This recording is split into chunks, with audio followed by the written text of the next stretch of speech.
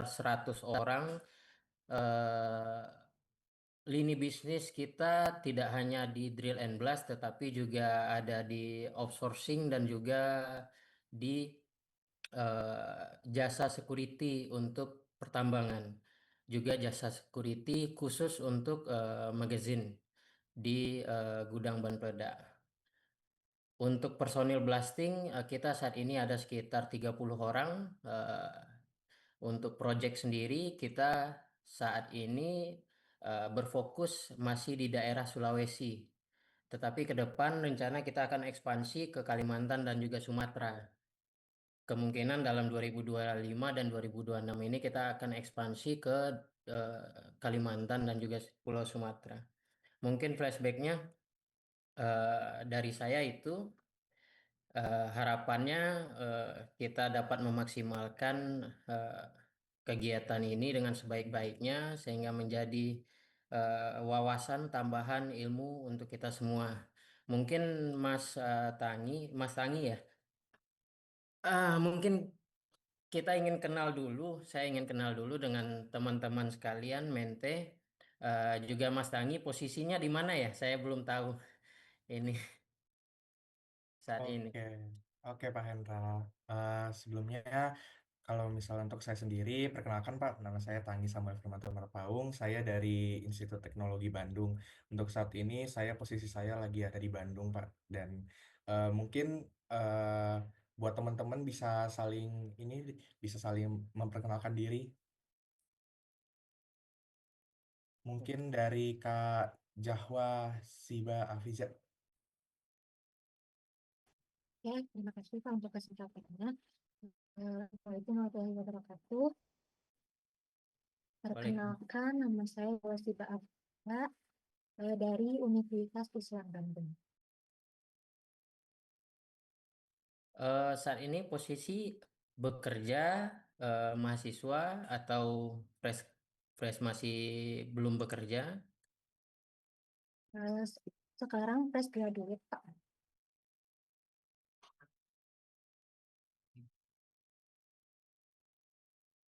Oke, terima kasih. Mungkin selanjutnya dari Kak Jelita. Baik, selamat malam kepada Pak Hendra dan juga selamat malam kepada rekan-rekan sekalian. Perkenalkan, saya Novriza Jelita Irnadia. Teman-teman saya akrab memanggil saya dengan nama Cili atau Jelita. Saya lulusan dari UPN Veteran Yogyakarta, angkatan 2019.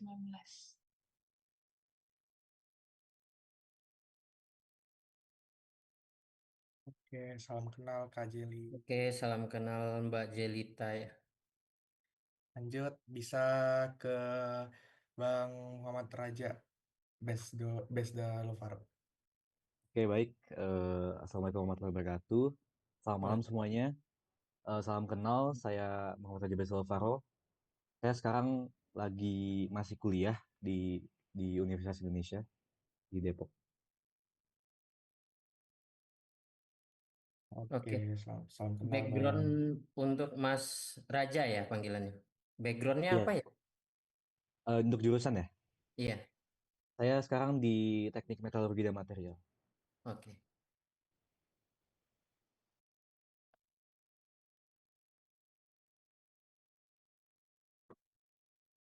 Oke, mungkin next bisa ke Kak Melisa. Selamat malam sebelumnya. Perkenalkan, nama saya Melisa Niadiani. Saya dari Institut Teknologi Sumatera. Sekarang masih berada di semester 6. Terima kasih. Mana saya? Pertambangan ya, Mbak Melisa. Iya Pak.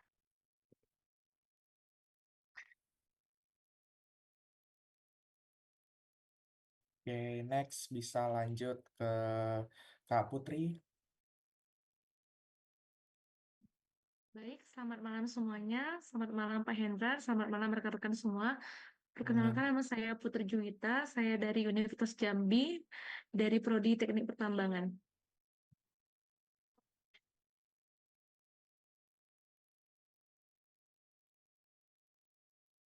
Oke, next mungkin bisa ke Kak Alivia Pramesti. Baik, izin memperkenalkan diri kepada Pak Hendra dan teman-teman sekalian. Sebelumnya mohon maaf sama Pak Hendra, mungkin belum bisa on cam karena kameranya sedang bermasalah, Pak. Nanti diusahakan untuk kesempatan berikutnya bisa on cam. Izin memperkenalkan diri, saya Alivia Endah Pramesti, biasa dipanggil Alivia atau Lili. Saya dari jurusan Teknik Pertambangan Universitas Sriwijaya. Terima kasih.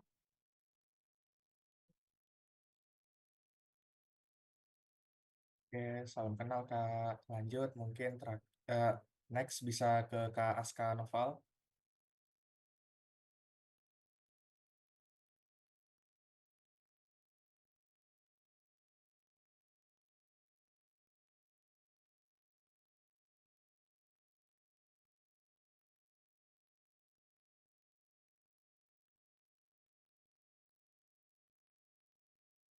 Salam Oke, kenal salam Kak. kenal Mas Aska.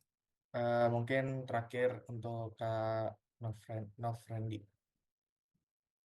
Baik, selamat malam Pak Hendra dan teman-teman semua.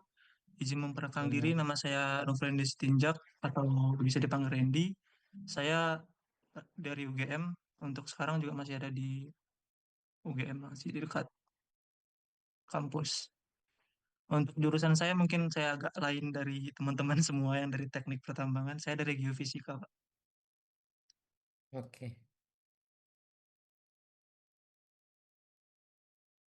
Mungkin itu untuk semua menti, Pak. Oke, tadi yang Mbak Zahwa sama Mbak Jelita itu base apa backgroundnya itu dari tambang atau apa ya? Saya dari tambang, Pak. Oke, Kalau saya, iya Pak, dari teknik pertambangan juga. oke, terima kasih.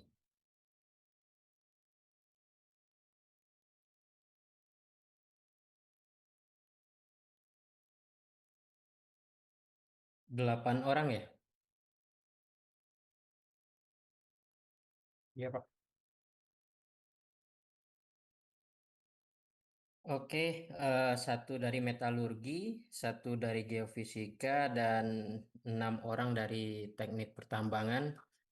Eh, oke, saya coba screen share. Oke, apakah kelihatan teman-teman? Oke, Pak, sudah terlihat, Pak. Oke, kita mungkin mulai. Seperti yang saya sebutkan tadi, saya Hendra Pratama. Saat ini kita pada tanggal 8 Mei, eh, kita eh, mentorship kelas dengan tema itu lebih ke eh, bagaimana membangun karir di dunia pertambangan. Rata-rata di sini fresh graduate atau eh, mahasiswa statusnya ya. Oke, sebelum lanjut kita kenalan dulu. Saya Hendra Pratama, background saya S1 Teknik Pertambangan Universitas Negeri Padang, S2 saya Teknik Pertambangan Universitas UPN Veteran Yogyakarta. Background riwayat project saya mulai dari 2019 saya di CV Hero Mitra Berjaya itu di site Batu Alam Manggilang, Pangkalan Sumatera Barat. Saya sebagai supervisor untuk pemboran. 2022 sampai 2023 saya di PT Maxis site PT Semesta Alam Barito di Pendasiron Kalimantan Tengah itu project drill blast untuk batu bara. 2023 saya di Melak itu PT Maxis joint operation dengan DNX Indonesia untuk emulsion project di BEK Trust. 2023-2024 saya di PT Maxis Borneo Prima. Di situ saya sebagai supervisor untuk pembangunan gudang bahan peledak permanen serta untuk persiapan drill and blast plot project di PT Borneo Prima. Nah, 2024 saya dipindah ke Sulawesi di PT Indo Sukses Rana Utama di site Patch itu Pani Gold Project di Marisa Gorontalo.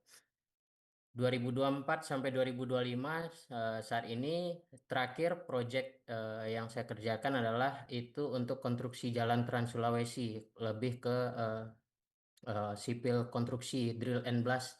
Di situ kita menggunakan pengembangan drill and blast terbaru yaitu liquid oxygen explosive. Nah, saya sendiri tergabung di Indonesia Blasting Engineer Society serta Asosiasi Profesi Keselamatan Pertambangan Indonesia. Untuk sertifikasi, saya saat ini memegang POM, Ahli K3 Umum, KJL2, serta TKDN SKK Migas. Nah, berikut nomor kontak saya apabila eh, nanti ada keperluan atau bisnis kemungkinan ke depan atau gimana. Oke, kita mulai. Yang pertama, ada yang bisa jelasin apa itu drill blast dan apa itu drill blast engineer? Mungkin teman-teman ada yang udah tahu dari tambang mungkin yang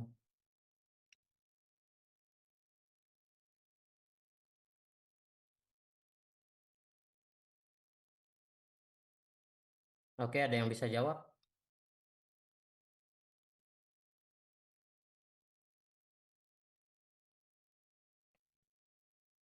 Atau mungkin saya tanya ya.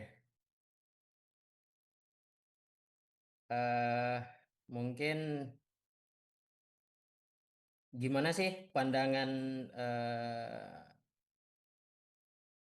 Mas Raja mungkin sebagai metalurgi, apa sih itu drill blast engineer dan eh,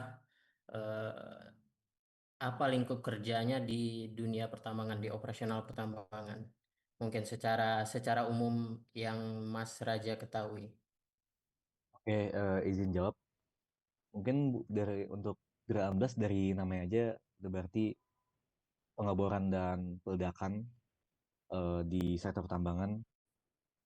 Biasanya buat misal di pertambangan batu bara, eh, buat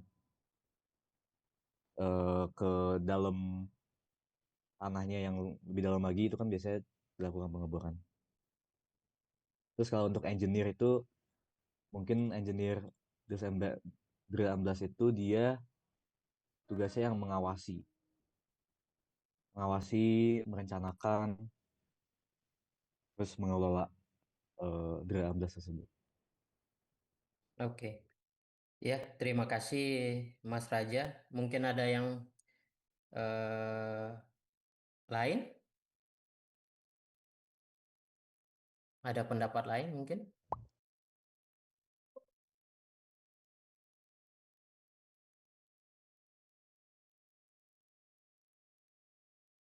Oke, mungkin kita next saja. Apa itu drill and blast? Drill and blast adalah suatu pekerjaan atau lingkup operasional di dalam pertambangan di mana drill and blast itu meliputi salah satu komponen penting dalam efisien dari produksi dari bahan galian tambang tersebut. Salah satu alternatifnya adalah drill and blast. Nah, apa itu drill blast engineer? Adalah orang yang bertanggung jawab untuk mengambil keputusan dalam perencanaan, implementasi, serta evaluasinya nantinya. Mungkin itu yang tepat. Nah, berikut merupakan struktur organisasi di site. Struktur organisasi setiap perusahaan itu berbeda-beda, tetapi secara umum kita bisa melihat di mana posisi drill blast engineer atau juga ada yang mengatakan technical service. Biasanya ketika dia kontraktor, dia lebih menggunakan technical service. Sedangkan jika dia sebuah klien, dia lebih menggunakan engineering karena fungsinya benar kata Mas Raja tadi adalah salah satunya pengawasan. Nah, drill blast engineer sendiri itu membawahi berbagai departemen dalam ini konstruksi untuk organisasi site secara sederhana dan ini lebih ke struktur organisasi kontraktor drill and blast. Nah, di mana diketuai oleh penanggung jawab operasional atau site leader.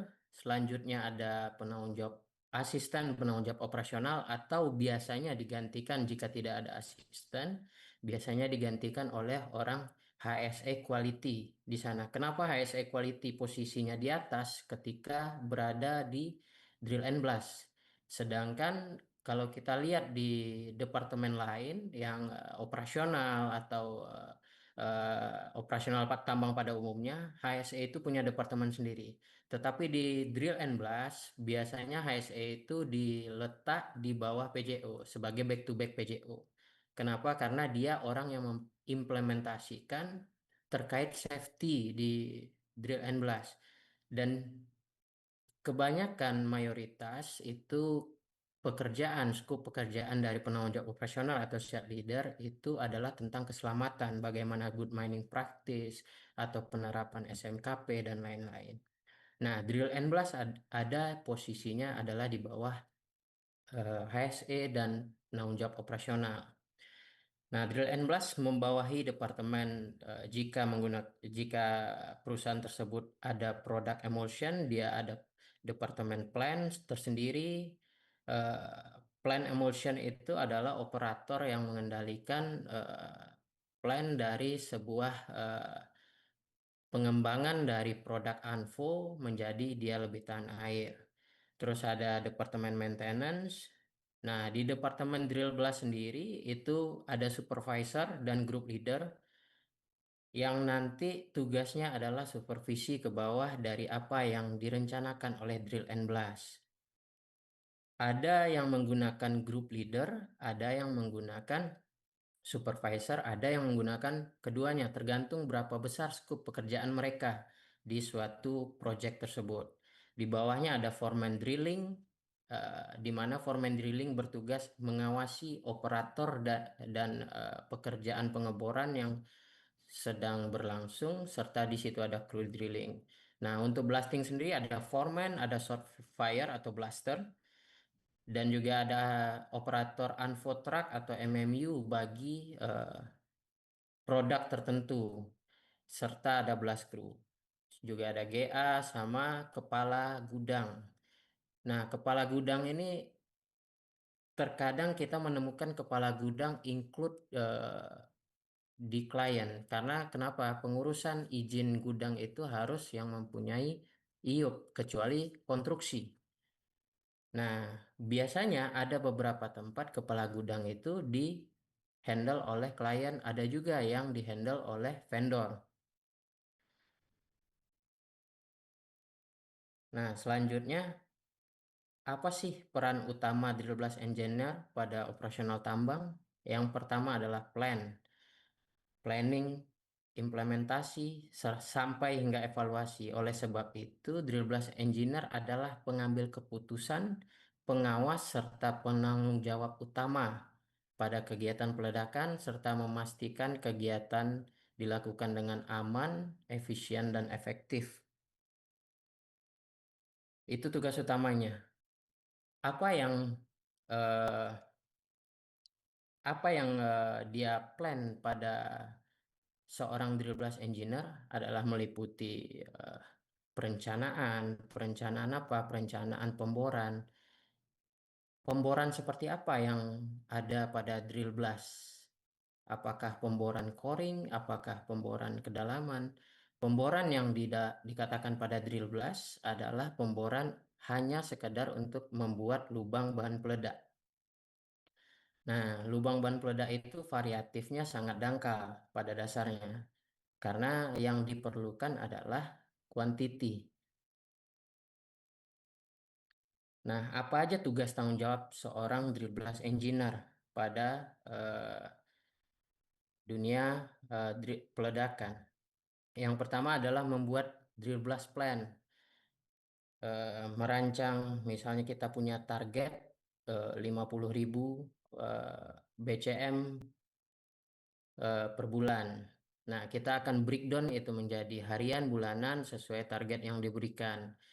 Kebutuhan bahan peledak, terus manpower-nya berapa, itu semua adalah dan sebagainya, itu semua adalah dipersiapkan oleh drill blast engineer. Selanjutnya apa? Blast geometry.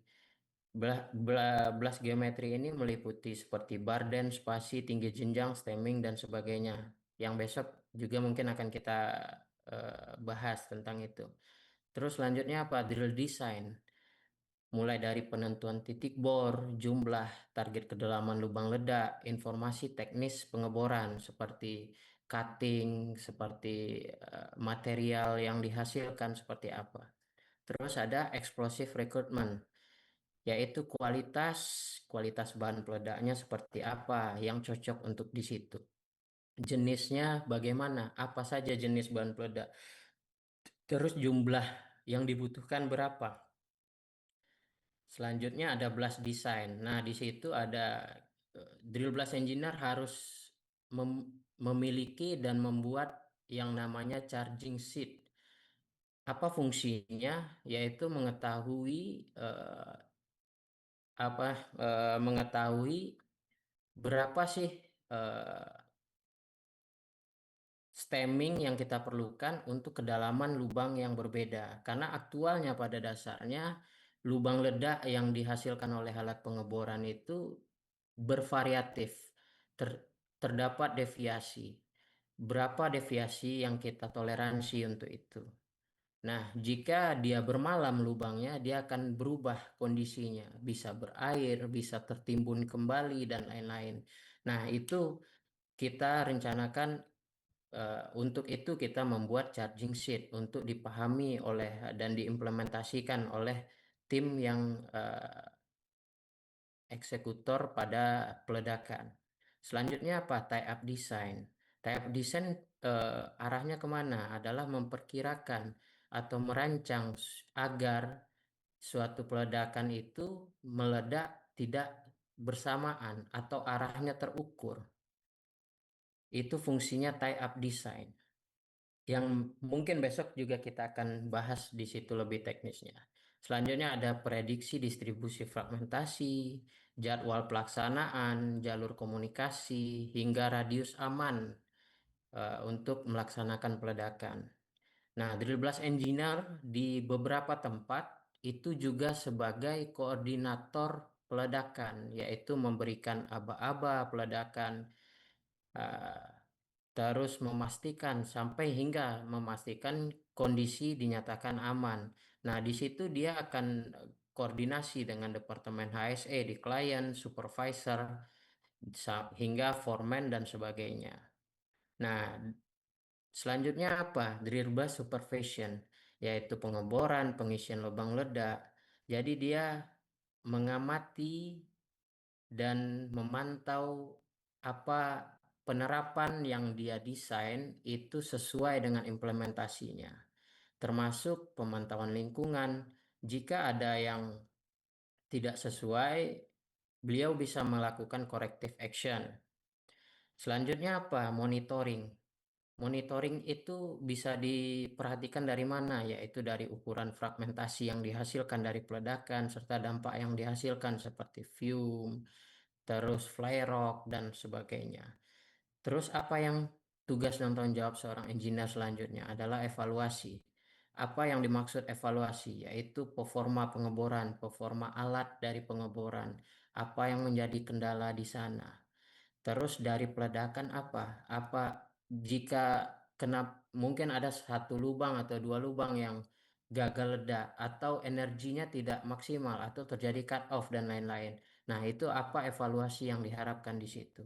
Serta dampak lingkungan jika terjadi fume, tidak zero balance, terus juga di lingkungan sendiri fly rock, overbreak, dan lain-lain. Terus ada apa? Report. Nah, ketika kita membuat plan dari drill blast sendiri harian, kita harus mengcompare dengan apa yang terjadi aktualnya. Nah, setelah terjadi aktual, apa kira-kira faktor X yang membuat dia berubah? Karena blasting ini adalah seni.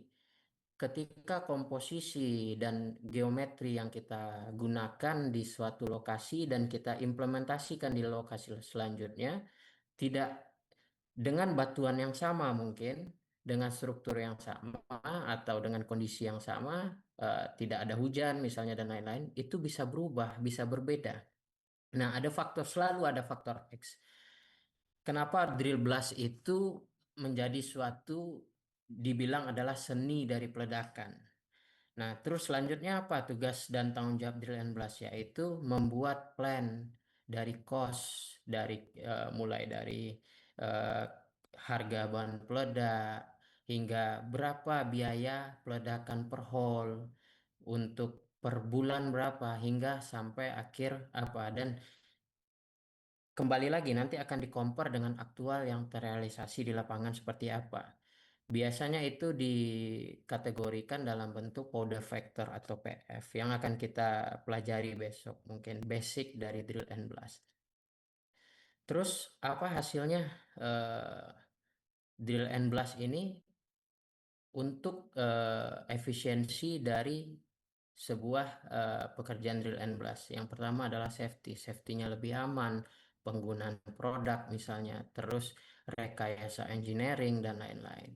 Dari environment apa? Kita zero balance oksigen, tidak terjadi flare up, tidak terdapat vibration yang rendah, serta suara yang dihasilkan cenderung kecil.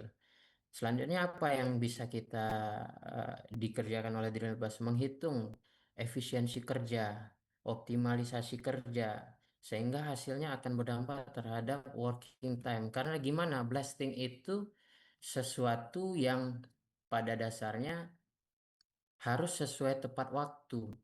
Kenapa harus sesuai tepat waktu? Karena dilakukan ketika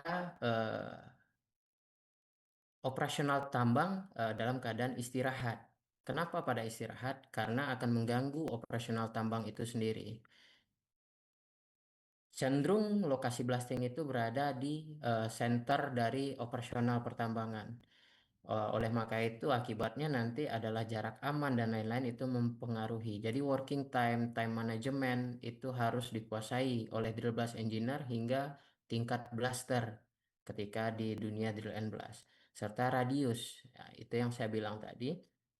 Radius itu bagaimana kita memperkecil radius yang awalnya di undang-undang 300 meter menjadi 150 atau bisa lebih dari 150 meter. Sehingga dampaknya apa? Efisiensi cost. Efisiensi cost oleh siapa? Oleh klien, oleh kita, oleh kontraktor sendiri, pelaku, dan lain-lain.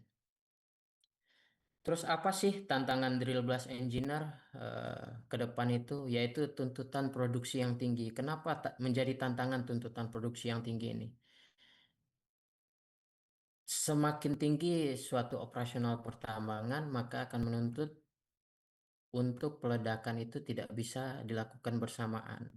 Nah, itu saya pernah mengalami sampai 3 lokasi dalam satu hari. Jadi kita blasting jam 12, itu 2 kali, jam 5 sekali. Nah, itu akan menuntut kita dalam kondisi apa? Kenapa itu? Karena rata-rata tim drill blast yang mayoritas kontraktor drill blast itu biasanya sudah mulai bekerja dari subuh. Kenapa? Karena mereka harus mengambil bahan peledak dulu di gudang. Jadi berangkatnya subuh. Kenapa tidak siang? Karena kita mengejar yang tadi adalah waktu peledakan itu adalah optimalnya adalah tengah hari ketika semua operasional tambang lagi terhenti. Selanjutnya apa? Fragmentasi yang optimal. Fragmentasi yang optimal ini bagaimana? Apa dasar kita mengatakan fragmentasi itu optimal? Mungkin ada yang bisa jawab, yang pernah mendalami.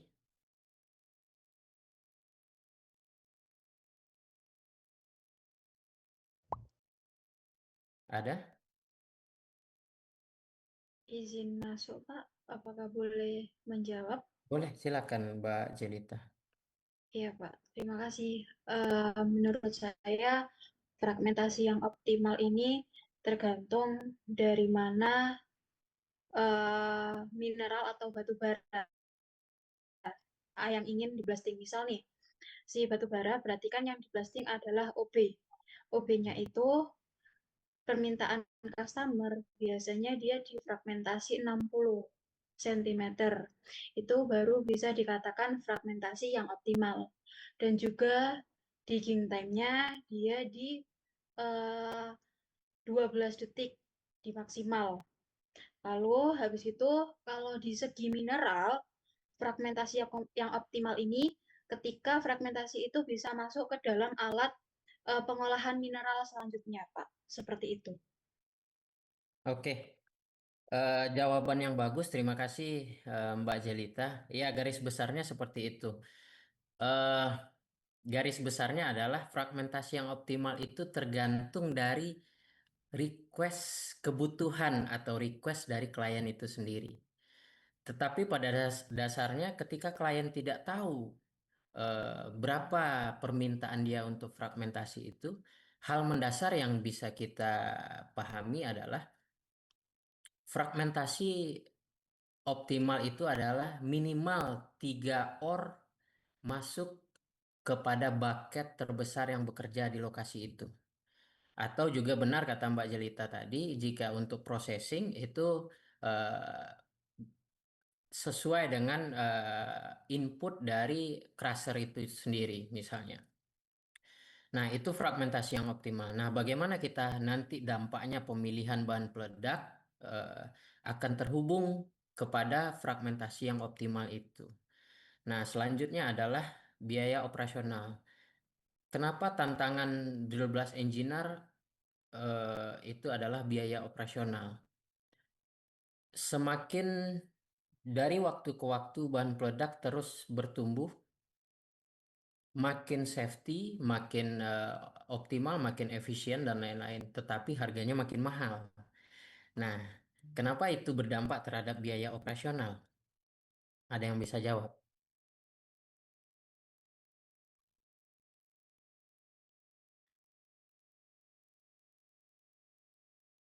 Oke, mungkin kenapa apa namanya biaya operasional itu punya impact, punya tantangan ke depannya adalah dari harga material atau harga handak itu sendiri.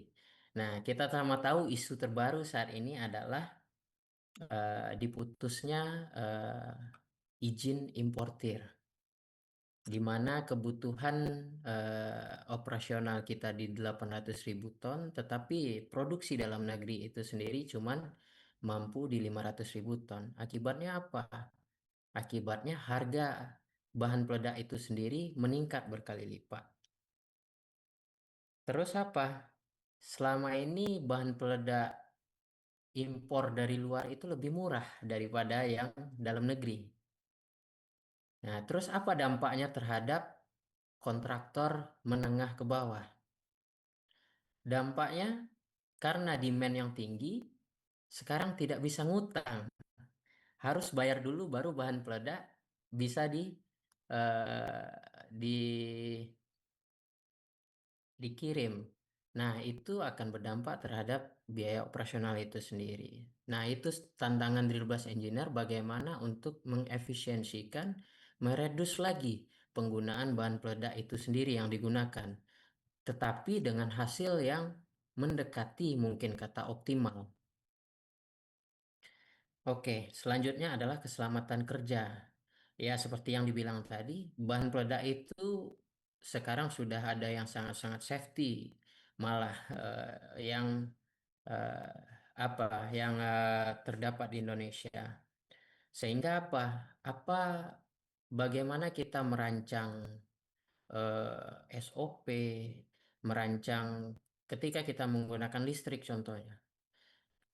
Listrik itu berbahaya, resikonya sangat tinggi dibanding nonel. Nonel resikonya juga masih ada dibanding elektronik. Elektronik resikonya masih ada juga dibanding 5G atau wireless. Nah, itu salah satu poin kenapa keselamatan kerja itu perlu dikontrol. Tantangan engineer ke depan adalah S1 tambang itu ketika masuk di dunia drill and blast jadi apa sih? Kita balik lagi ke struktur organisasi. Di mana sih? Ada yang tahu? Minimal misalnya S1. Walaupun ada juga yang SMK, tetapi minimal S1 itu ketika masuk di dunia drill and blast pada posisi mana sih? Ada yang tahu nggak? yaitu pada posisi foreman. Itu minimal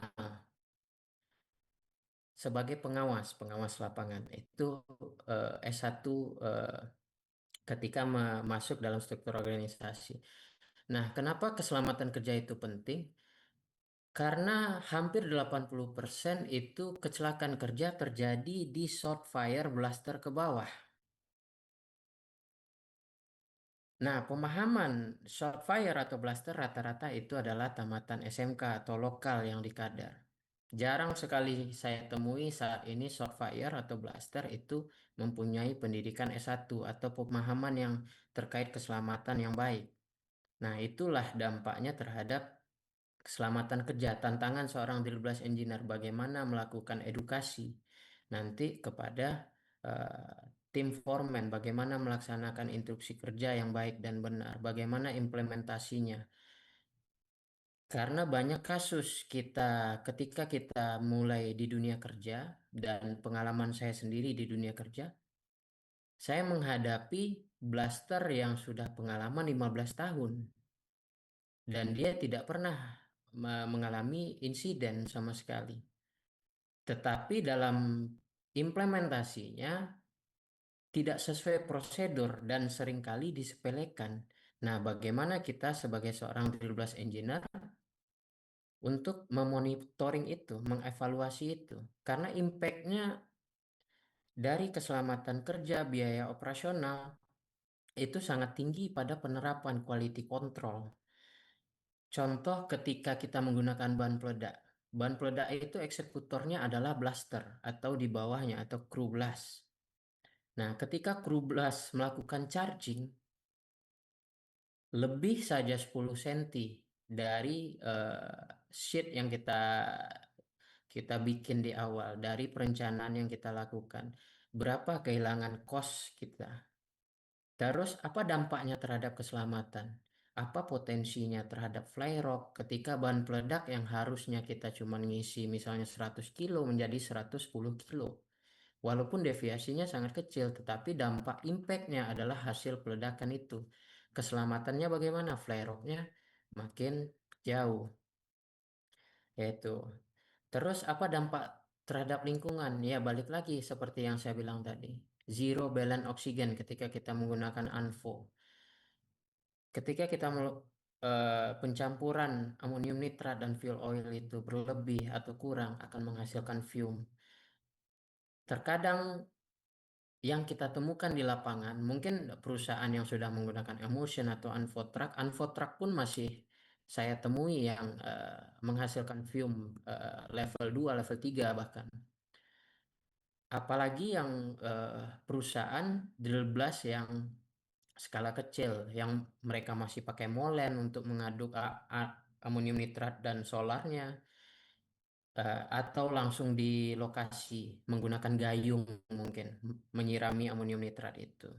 Nah, itu akan berdampak terhadap lingkungan. Tumpahnya solar di lokasi, mungkin untuk batu bara yang waste OB yang akan dibuang nantinya itu tidak akan bermasalah. Tetapi ketika di mineral itu akan menjadi masalah besar. Selanjutnya apa? Tantangan perkembangan teknologi. Nah, itu berhubungan dengan biaya operasional yang saya bilang tadi.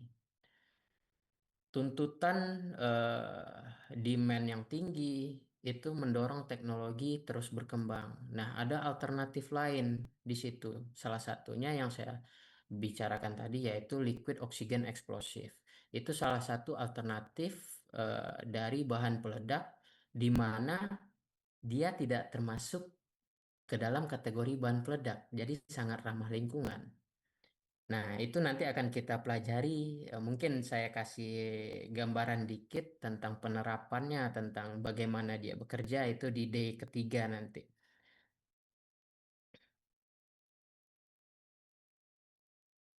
Oke, apa sih ekspektasi industri terhadap drill blast engineer dan apa yang harus dimiliki seorang drill blast engineer? Yang pertama adalah keahlian dan pengetahuan drill blast engineering serta mining engineering. Kenapa drill blast engineering itu ikut serta dalam mining engineering dan pengetahuan rock mekanik? Karena drill blast itu akan berhubungan nanti dengan departemen operasi, departemen main plan, sampai ke departemen geologis pada klien. Dia akan discuss di situ terkait perencanaan karena akan berhubungan nantinya. Selanjutnya apa? Pengetahuan dasar mengenai handak komersial berupa jenisnya, terus VOD-nya, misalnya daya ledaknya, dan sebagainya. Habis itu masa waktu simpanannya, terus bagaimana ketahanannya terhadap air, dan sebagainya. Terus selanjutnya apa? Keterampilan pengoperasian software yang berhubungan dengan drill blast. Itu nanti kita akan lihat di slide selanjutnya. Software apa sih yang basic harus dipahami oleh drill blast engineer? Selanjutnya ada pengetahuan terkait regulasi perundang-undangan. Nah, regulasi perundang-undangan ini contohnya adalah Kepmen 187 tahun 2018, Kepdirjen 309, 185, serta Perkap 17 tahun 2017. Apa hubungannya nanti? Nah, kita akan bahas juga besok kenapa drill blast engineer harus memahami tentang K3 pada drill and blast. Itu saling berhubungan nanti. Selanjutnya apa? Kemampuan membuat perencanaan kebutuhan operasional drill blast. Kebutuhan dalam artikan alat dan peralatan, personil, time management di situ. Terus juga rencana misalnya drill design, blasting design, map plan blocker, serta sampai timesheet untuk charging, serta bagaimana cara dia eh, instruksi kerja pengambilan handak, bagaimana mobilisasinya, bagaimana distribusinya, bagaimana implementasinya, charging, dan lain-lain. Nah, selanjutnya apa? Kemampuan untuk membuat laporan performa. Ya, yang saya bilang tadi, performa drill. Seperti kalau kita tahu efektivitas alat berat itu ada PA, MA, UA, YU, dan lain-lain. Terus performa blasting, apakah mencapai target, apakah berubah dari target. Terus blasting itu seperti apa nanti untuk performanya, dikatakan berhasil, dikatakan baik itu seperti apa, dikatakan tidak menyebabkan flare up itu sejauh mana, terus waktu yang tepat untuk melakukan peledakan, apa dampaknya ketika tidak berada di waktu dan kondisi atau cuaca yang tidak tepat. Terus selanjutnya adalah komunikasi yang baik. Drill blast itu seperti yang saya katakan tadi, dia akan berkomunikasi dengan bagian HSE untuk keselamatan dari bahan peledak itu sendiri. Berhubungan nanti dengan jarak aman dan lain-lain. Dia akan komunikasi dengan orang geotek, dengan engineering, main plan, serta dengan produksi juga di lapangan. Terus apa? Kemampuan presentasi yang baik. Bagaimana dia mempresentasikan hasil atau improvement dari setiap yang dia rencanakan dan dia implementasikan itu harus dipresentasikan kepada siapa? Biasanya drill blast akan memimpin sebuah weekly meeting. Nah, ketika monthly meeting atau kuartal itu akan dipimpin oleh PJO dan didampingin oleh drill blast engineer. Siapa yang akan presentasi? Biasanya adalah drill blast engineer. Apa tugas PJO? Ketika drill blast engineer sudah presentasi, tugas PJO adalah menjamin keselamatan, memastikan operasional berjalan baik. Nah, selanjutnya apa? Kemampuan leadership. Karena kita seperti yang saya bilang tadi, kita akan bertemu orang yang punya pengalaman 20 tahun, punya pengalaman 10 tahun, punya pengalaman 5 tahun, dan umurnya lebih tinggi dari kita. Bagaimana kita mengorganisirnya? Bagaimana kita mengkomunikasikan kalau ini adalah suatu yang sangat baik dilakukan. Ini suatu yang sangat safety, sangat optimal. Apa dampaknya terhadap perusahaan nanti dan lain-lain. Serta apa? Memiliki integritas. Itu yang paling penting dari seorang engineer. Jangan sampai engineer terbawa arus. Nah, itu banyak saya temui di dunia pertambangan. Karena orientasi blasting itu jika tidak mencapai target atau terkadang ada anomali X di lokasi yang tidak bisa kita kendalikan, yang terkadang juga tidak masuk akal. Tetapi di sanalah peran drill blast engineer. Contoh dalam artikan, eh, misalnya begini, ada operator operator drill di dalam kabin malam hari. Ketika dia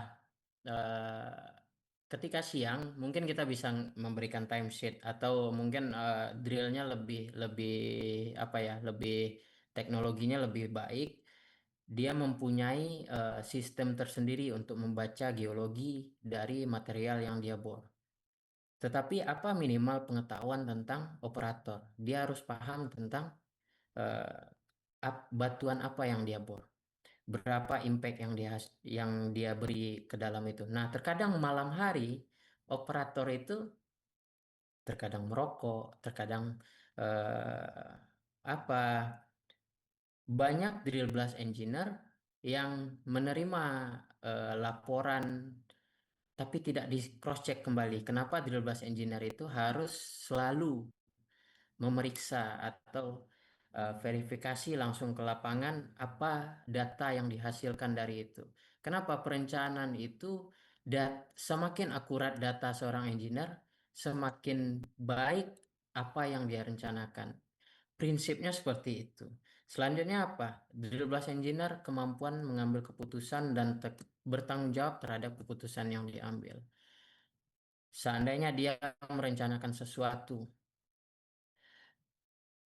yang di luar konteks. Terkadang drill blast engineer ini juga perlu improvement, perlu trial error 1-2. Kenapa? Karena blasting adalah tidak ada seperti yang saya bilang tadi.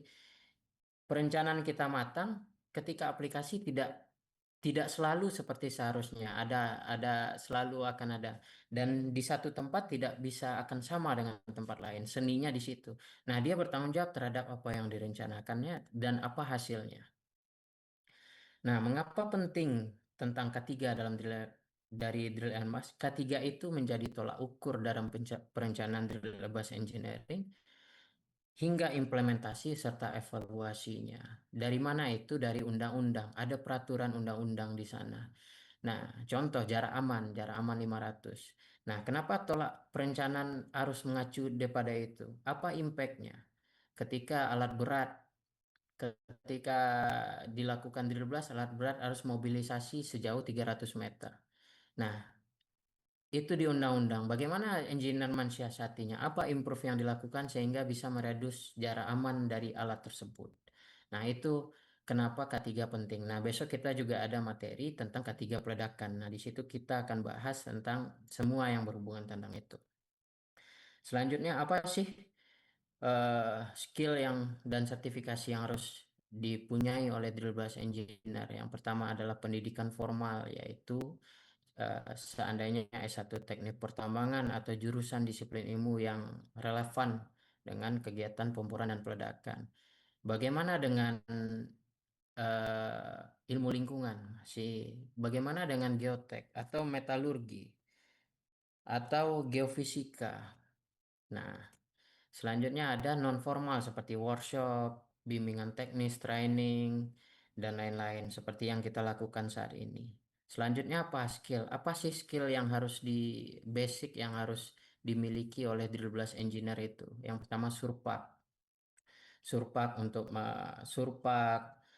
untuk membuat perencanaan lubang bor, terus ada ArcGIS, Global Mapper, Map Source untuk membuat map plan blocker pada perencanaan drill blast engineer. AutoCAD terkadang pada proyek konstruksi mereka tidak menggunakan surpak, mereka menggunakan AutoCAD untuk perencanaan. Nah, jadi drill blast engineer harus mampu untuk menguasai sesuai dengan apa yang diterapkan oleh klien pada divisi mereka. Terus selanjutnya short plus untuk kita perencanaan tentang isian bahan peledak, tentang distribusi bahan peledak, tentang arah peledakan sampai hingga kos nanti di situ JK19 ya. Terus OPID APP, OPID belas APP itu sama aja. WIFRAG itu kita merencang tentang fragmentasi, kita memprediksi fragmentasi dari hasil peledakan. Split desktop juga. Model Kuzram, apa itu model Kuzram? Itu prediksi fragmentasi yang dihasilkan sebelum peledakan. Bedanya dengan WIFRAG adalah menganalisis hasil, tetapi Kuzram adalah memprediksi sebelum peledakan itu dilakukan. Soft skill apa yang harus dipunyai oleh Drill Blast adalah komunikasi, kolaboratif, mampu berkolaborasi, problem solving, memecahkan masalah, time management, manpower management, adaptability, leadership, critical thinking, serta kreatif. Selanjutnya, apa sih sertifikasi yang berlaku untuk dunia Drill Blast, yaitu kompetensi juru ledak. Kompetensi juru ledak kelas 2 ini adalah dari Kementerian SDM. Juga juru ledak kelas 1. Siapa sih yang harus mempunyai kompetensi juru ledak ini adalah minimal dari blaster. Blaster sampai tingkatan atas, termasuk operator pembawa bahan peledak, mobilisasi bahan peledak seperti Unfotrak atau MMU, mereka harus mempunyai, nanti akan dibahas besok, KPP Madya. Tetapi syarat untuk KPP Madya juga kita harus mengikuti training KJL 2. Selanjutnya apa? Pengawas operasional pertama, Madya, dan utama. Selanjutnya apa? K3 pertambangan, ahli K3 umum, trainer of trade, TOT. Nah, kenapa TOT ini penting? Banyak kontraktor Drill Blast tidak mempunyai TOT, tidak mempunyai personil yang mempunyai tentang TOT. Karena kecenderungan level blaster itu adalah lokal dan level kru itu adalah penduduk lokal setempat. Nah, bagaimana kita mempekerjakan suatu pekerjaan yang sangat-sangat berisiko tinggi, tetapi pada karyawan lokal yang setempat yang tidak mengetahui itu. Jadi kita perlu trainer. Kalau di tempat saya TOT itu wajib ada di divisi, di site itu selalu akan ada TOT yang kerjanya cuma memberikan edukasi setiap minggu kepada karyawan yang berada di site. Terus selanjutnya apa? SMKP. SMKP meliputi dari implementasi SMKP hingga auditor SMKP. Itu akan berhubungan nanti terhadap kinerja kita. Terus bimbingan teknik, workshop, dan sebagainya. Selanjutnya apa sih strategi untuk meningkatkan daya saing di Drill Blast Engineer? Yang pertama adalah terus belajar serta memperluas jaringan koneksi kita. Yang kedua adalah tonjolkan keunikan dalam pekerjaan seperti solusi kreatif, pendekatan baru, dan sebagainya. Bikin kita beda dari yang lain. Selanjutnya apa? Fokus pada aspek yang tidak dimiliki oleh rekan kerja. Jadi dalam arti kan umumnya seperti ini. Sedikit berbeda lebih baik daripada sedikit lebih baik. Nah, apa itu? Saya pernah punya kasus dalam satu site karena beberapa site close project, jadi kita terdapat ada 5 engineer di suatu site. Nah, 5 engineer itu termasuk saya waktu itu. Ketika yang lain fokus pada implementasi, pada pengawasan, pada apa, saya cari bidang ilmu baru yang unik, tetapi memberi impact terhadap pekerjaan. Apa itu? Saya melakukan pelajaran, saya observasi. Nah, selanjutnya saya temukan apa titik lemah dari sebuah sistem itu. Selanjutnya saya berikan solusi di situ. Saya trial error, implementasikan.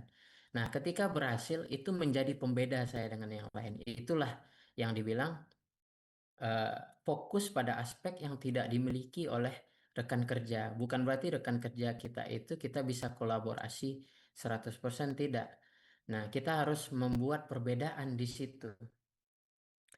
Yang keempat, lebih menjadi pendengar. yang baik ketika komunikasi daripada memberi saran. Ketika kita melakukan komunikasi, perbanyak mendengar dan sedikit bicara itu lebih baik. Tetapi kita memberikan solusi. Nah, yang kelima adalah perkuat branding personal, mulai dari pelatihan dan lain-lain. Komunikasikan nilai dari visi apa yang mau kamu bangun melalui tindakan dan kinerja. Dalam artikan contoh, kita misalkan apa sih? Apa kita bikin laporan dalam waktu setengah jam atau 5 menit selesai.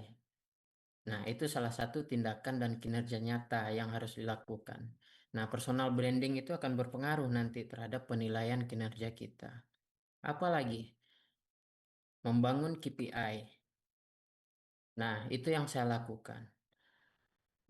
Jadi ada saya waktu itu, saya sebagai drill blast engineer, di mana saya ada pada posisi sulit, dalam tanda kutip, saya mendapati atasan yang tidak bekerja sesuai dengan apa yang dikerjakannya. Apa yang saya lakukan? Ketika itu tidak ada KPI. Nah, itu perusahaan menengah ke bawah. Tidak ada KPI untuk mengukur tingkat keberhasilan dari suatu pekerjaan. Apa sih tujuan atau target dari personal masing-masing. Nah, saya bikin itu KPI sehingga saya mempresentasikan hasilnya sehingga diimplementasikan oleh perusahaan. Nah, itu memperkuat personal branding saya. Nah, itu yang menjadi acuan bagaimana kita membangun personal branding itu dari suatu masalah yang kita temui di lapangan itu. Bagaimana pengamatan kita? Drill blast engineer harus jeli di sana. Yang keenam adalah selalu kolaborasi dengan rekan kerja. Nah, kontradiktif pernyataan saya tadi, tidak selalu kolaborasi itu penting. Tidak selalu kolaborasi itu apa namanya? Dimiliki oleh yang seperti saya bilang tadi, tidak dimiliki oleh rekan kerja. Kolaborasi itu penting ketika tujuan yang sama. Ketika tidak sama, kita harus ada bisa memposisikan diri di mana kita bisa berdiri. Nah, di situ dinilai integritas kita. Nah, apa metodenya? Yaitu pelajari yang ada, yang berlaku saat ini. Ketika di perusahaan teman-teman sudah mempunyai sistem, di perusahaan besar biasanya sudah ada sistem. Nah, pelajari sistem itu. Pelajari sistem itu, terus observasi apa yang kurang dari sistem itu.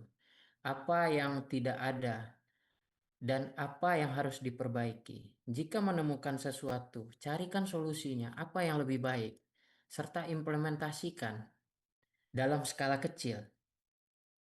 Setelah diimplementasikan dan berhasil, baru melakukan improvement, apa yang lebih baik. Jadi kita akan terus bertumbuh melakukan improvement pada suatu hal.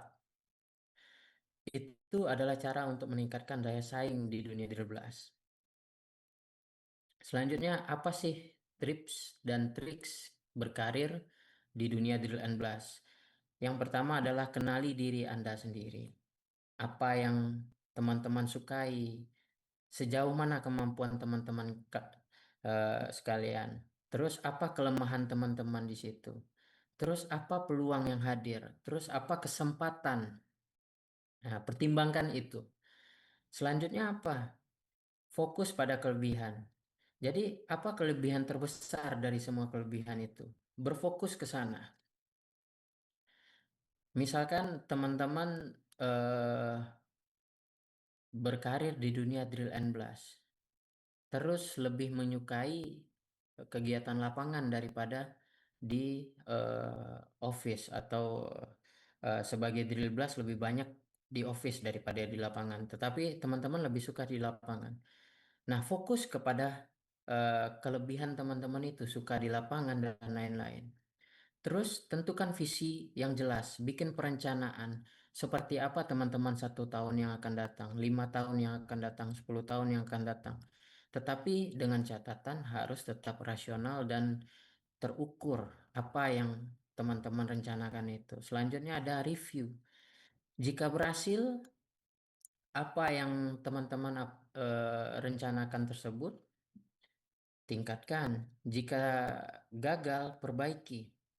Selanjutnya soft skill dan hard skill. Upgrade kemampuan teman-teman pada soft skill dan hard skill. Selanjutnya adaptasi dengan perubahan zaman, update dengan informasi teknologi terbaru, dengan keselamatan terbaru, dengan undang-undang terbaru dan sebagainya. Selanjutnya adalah fokus dan disiplin. Fokus pada detail. Nah, jangan fokus terhadap lingkup yang terlalu luas. Lebih baik fokus pada step-step tetapi detail terhadap step itu. Contoh, bisa saya beri contoh seperti ini. Ketika saya dulu baru berkarir di dunia 13, saya menemukan kita mempunyai peraturan jam 6 kita harus berangkat, jam 6 pagi kita harus berangkat dari mes. Nah, saya pada saat itu bangun jam 5, mandi, ngopi, dan lain-lain. Jam 6 baru saya keluar. Tapi apa impactnya di situ? Impactnya di situ adalah membuat teman-teman lokal yang ada di sana, ketika mereka datang, dia sudah siap untuk bekerja, kita masih mandi, kita masih apa, masih belum selesai dengan apa, belum siap di situ, itu akan membentuk habit yang buruk pada suatu lingkup pekerjaan di sana. Akibatnya apa? Besok dia berpikir akan tidak perlu untuk datang lebih awal. Nah, apa yang saya lakukan? Waktu itu teman-teman itu biasa datang jam 5, saya sudah selesai jam setengah 5. Setengah 5 saya udah duduk di luar dengan baju kerja, dengan apa, saya dengan ngopi. Itu yang saya lakukan. Akibatnya ketika teman-teman itu datang, dia akan pikir, oh, Bapak udah siap. Jadi kita membentuk habit di situ. Nah, fokus pada hal kecil seperti itu dan akan berdampak besar terhadap karir teman-teman. Terus apalagi disiplin terhadap tanggung jawab. Apa yang menjadi target teman-teman? Apa yang menjadi eh, teman-teman inginkan? Nah, itu harus teman-teman tanggung jawabkan, jangan setengah-setengah. Terus selanjutnya apa? Evaluasi. Sudah sejauh mana yang kita rencanakan visi kita ini berjalan? Apa yang kurang dalam pelaksanaan? Apa evaluasinya? Dalam arti kan kita punya plan A atau punya plan B di situ terhadap situasi sesuai dengan adaptasi perubahan zaman itu sendiri. Nah,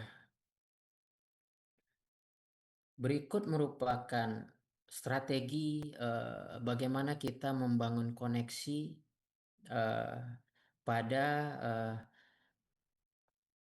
misalkan ada apa, bentar. Berikut merupakan strategi untuk membangun koneksi. Misalnya kita ada konferensi. Nah, bagaimana caranya ketika kita mengikuti konferensi, bagaimana kita membangun network di situ? Yang pertama kita perhatikan adalah prioritaskan apa yang diinginkan dari suatu konferensi tersebut. Siapa yang akan kita temui di situ dan apa yang kita inginkan dalam pertemuan itu. Jika kita ingin menemuinya, apa yang kita inginkan di situ? Kenal lebih dekat, mendapatkan insight dari beliau atau bagaimana. Terus sebelum kita melakukan konferensi itu, lakukan riset tentang perusahaan atau personal yang akan kita temui. Meliputi misalnya bidang keahliannya apa sih, terus papernya apa sih, terus penelitiannya apa sih, nah, keahliannya sampai mana sih, proyeknya di mana aja sih, sampai sosialnya itu seperti apa, sosialnya bagaimana. kita harus melakukan riset di situ. Manfaatkan media sosial untuk mendapatkan kontak atau terhubung atau bikin janji dengan beliau sebelum acara. Bangun koneksi, upayakan sudah terlibat pembicaraan sebelum acara dimulai. Kenapa? Karena di situ kita akan memperlihatkan diri kita kepada mereka. Nah, ketika acara sudah dimulai, kita akan bersaing dengan perhatian dari seluruh peserta atau apa. Sehingga apa yang kita lakukan lebih baik itu sebelum acara kita harus memperkenalkan diri, membangun komunikasi di situ. Dan kita harus memperlihatkan antusiasme kita senang untuk berada dalam circle-nya mereka.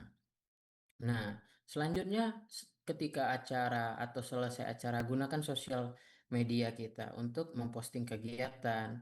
Jangan lupa hashtag orang yang kita tuju itu. Terkadang ketika kita hashtag, kita tidak tahu mereka akan merespon atau tidak. Kalau merespon itu adalah achievement untuk diri teman-teman ketika akan membangun koneksi. Berarti teman-teman sudah diingat oleh beliau. Selanjutnya adalah terbuka dengan orang lain.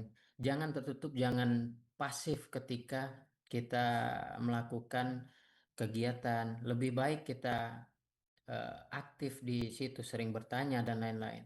Buat orang mengenal kita dengan diskusi dan bertanya. Selanjutnya, bagaimana dengan mengikuti komunitas? Ini beberapa komunitas dalam dunia drill and blast, yaitu Indonesia Blasting Engineer Society. Di situ kita akan kenal dengan apa namanya, dengan beberapa praktisi, dengan akademisi, vendor, pelaku usaha, distributor, profesional dan lain-lain, engineer, pelaku, sampai dengan mahasiswa juga ada di situ. Nah, Perhapi adalah Perhimpunan Ahli Pertambangan Indonesia dan AKPI adalah Asosiasi Profesi Keselamatan Pertambangan Indonesia, di mana itu adalah asosiasi tempat diskusi terkait keselamatan. Nah, di situ kita juga bisa diskusi terkait safety. Oke, mungkin selanjutnya apa di sosial media? Mungkin saya beri contoh.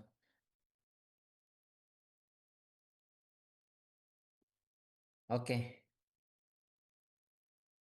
apa itu LinkedIn? Nah, LinkedIn itu adalah sosial media di mana di situ orang adalah tempat berkumpulnya para profesional.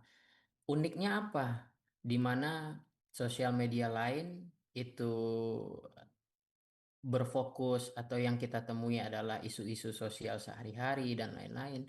Di LinkedIn adalah orang membicarakan tentang teknologi, tentang inovasi, tentang lowongan pekerjaan, serta di sana juga kita akan menemukan relasi yang cocok, yang berfokus pada bisnis eh, dan kemampuan profesional pada tingkat yang lain.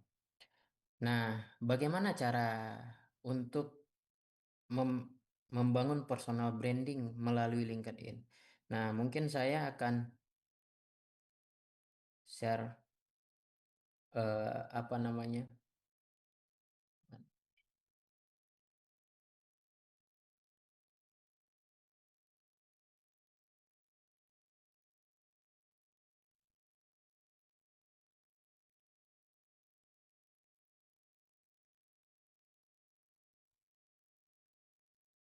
Mungkin sebelum itu ada yang ditanyakan yang tadi teman-teman. Sebelum itu sebelum kita masuk ke sini ada mungkin pertanyaan?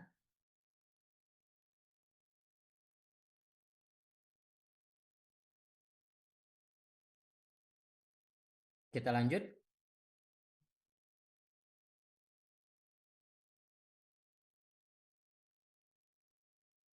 Oke. Nah, ini merupakan LinkedIn saya. Nah, bagaimana sih kita sebelumnya udah punya akun LinkedIn masing-masing? Ada yang belum punya?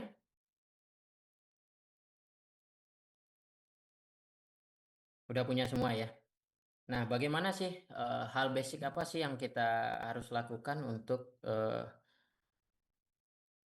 membuat personal branding dan membangun network dengan aplikasi LinkedIn. Itu adalah suatu aplikasi yang sangat baik dan membuat kita mempunyai kesempatan yang besar untuk diterima pada pekerjaan.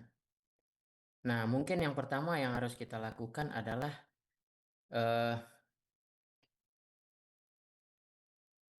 yang pertama adalah kita ubah foto profil yang kita gunakan menjadi terlihat lebih profesional. Bagaimana caranya?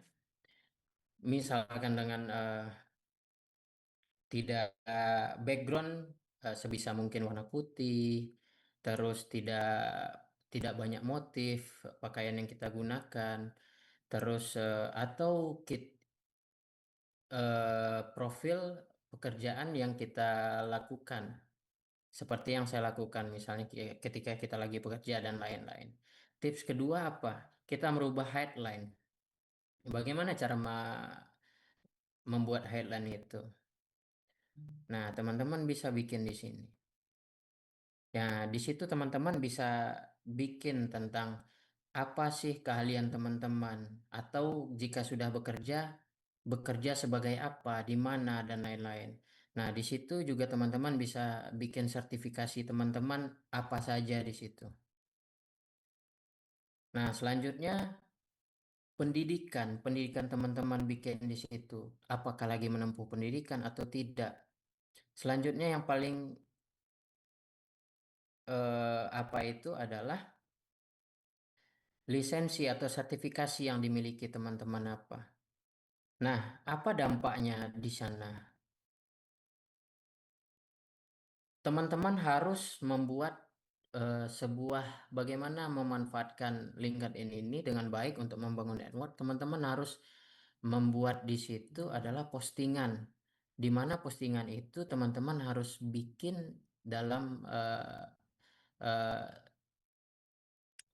bentuk yang menarik, bisa terkait pekerjaan, penelitian teman-teman, atau keinginan teman-teman, atau bagaimana. Nah, di situ teman-teman akan posting, tetapi dengan satu catatan, dia harus continue. Kenapa continue? Karena itu akan meningkatkan yang namanya visibilitas dari dari sebuah profil teman-teman. Nah, di situ semakin teman-teman rutin untuk melakukan posting atau berinteraksi di situ, teman-teman akan sering terlihat oleh profesional di bidang drill and blast di situ. Nah, itu sebabnya kita harus aktif di LinkedIn, dan kita harus Harus ikut berpartisipasi dalam diskusi pada kolom komentar terkait isu-isu terkait teknologi terbaru dan lain-lain. Nah, salah satu poinnya lagi adalah ini.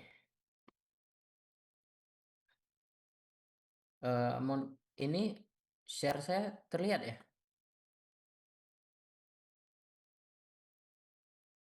Terlihat, Pak. Oke. Nah, bikin URL LinkedIn kalian yang simple, jangan ada nomor. Rubah ini salah satu tips yang paling berpengaruh terhadap bagaimana, karena HRD tidak akan membuat segala sesuatu itu misalnya nama kalian atau apa. Bagaimana caranya? Yang saya katakan tadi, visibilitas itu. Misalnya teman-teman mau mencari lowongan pekerjaan di bidang apa namanya? Di bidang drill blast engineer, atau bagaimana cara carinya, atau cari networking atau koneksi. Nah, teman-teman bisa bikin di pencarian. Nah, kita akan melihat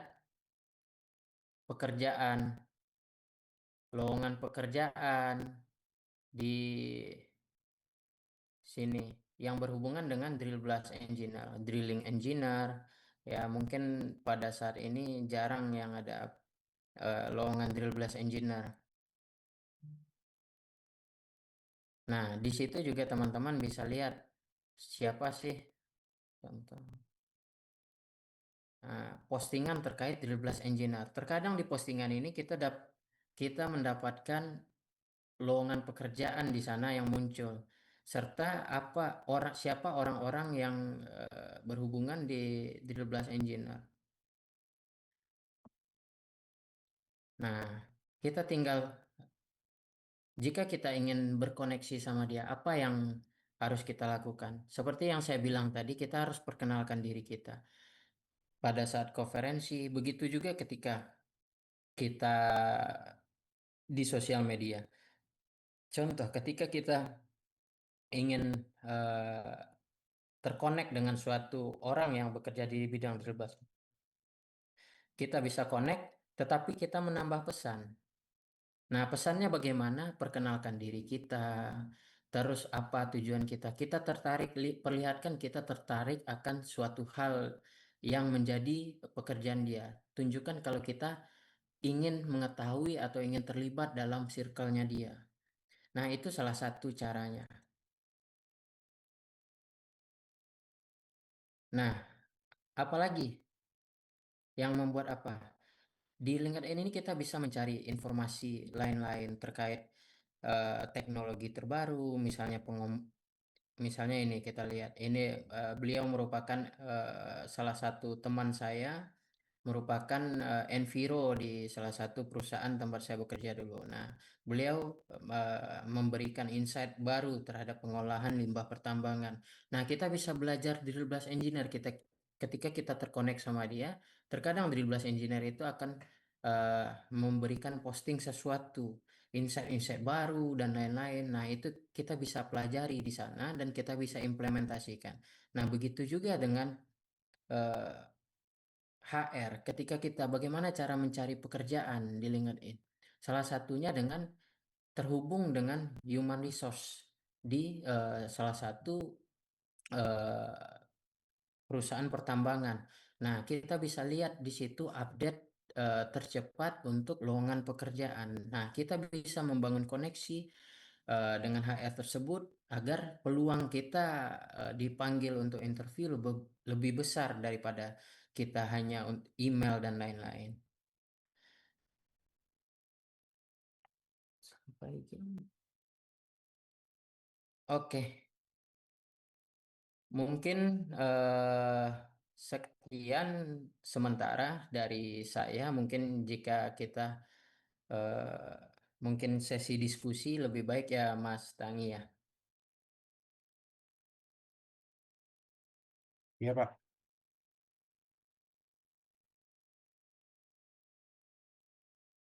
Mungkin dibuka pertanyaan lagi. Mungkin jika ada yang ingin bertanya lebih lanjut mengenai apa yang sudah dipaparkan oleh Pak Hendra, silakan. Jadi bisa diskusi mumpung masih ada waktu ya.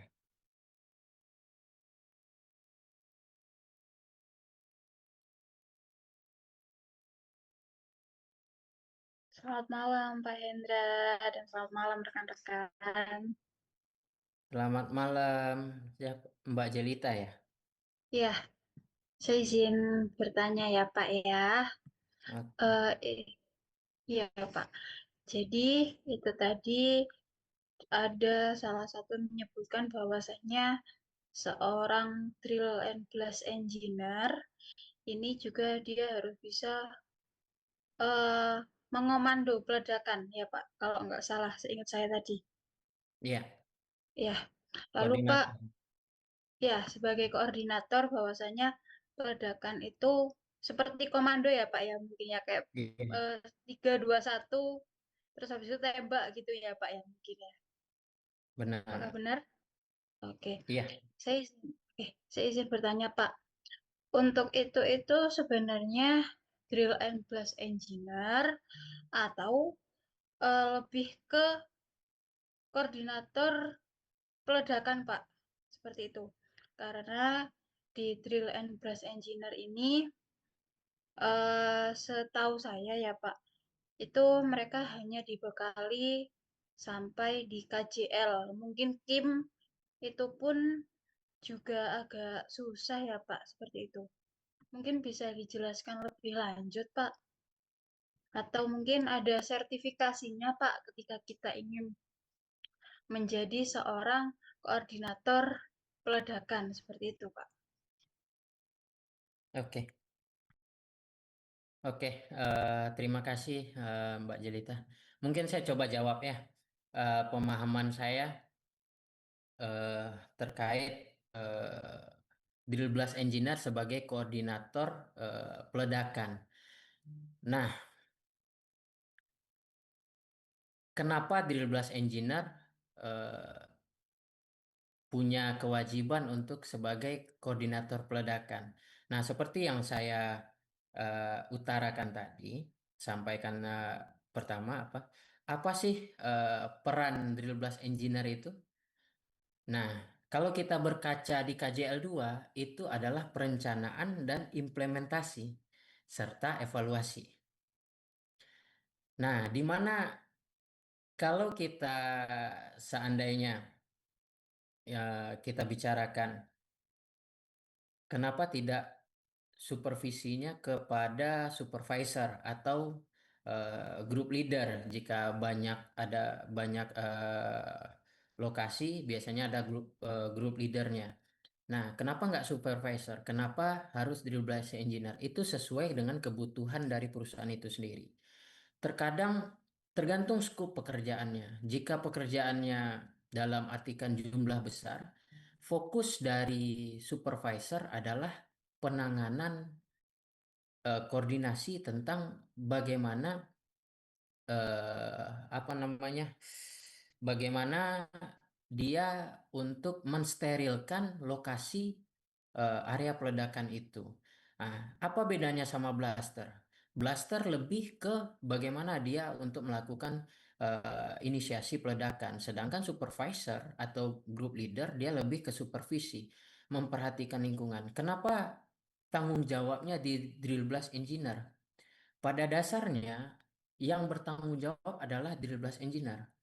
Karena mayoritas perusahaan kontraktor pertambangan itu tidak ada supervisor untuk berhubungan sama itu.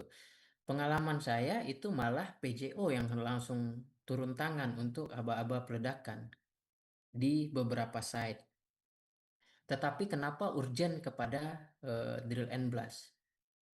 Karena beliau adalah pengambil keputusan terhadap perencanaan, pengawasan, serta penanggung jawab utama ketika dilakukan pekerjaan peledakan. Sedangkan supervisor itu adalah supervisi untuk di lapangan.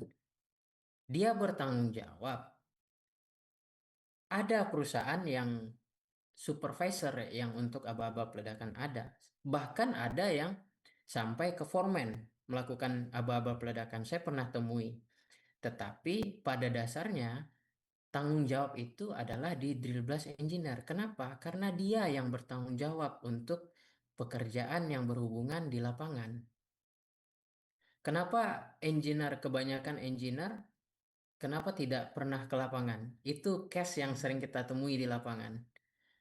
Karena dia merasa hanya sebagai perencana. Tetapi tidak, tanggung jawab engineer itu hingga ke evaluasi.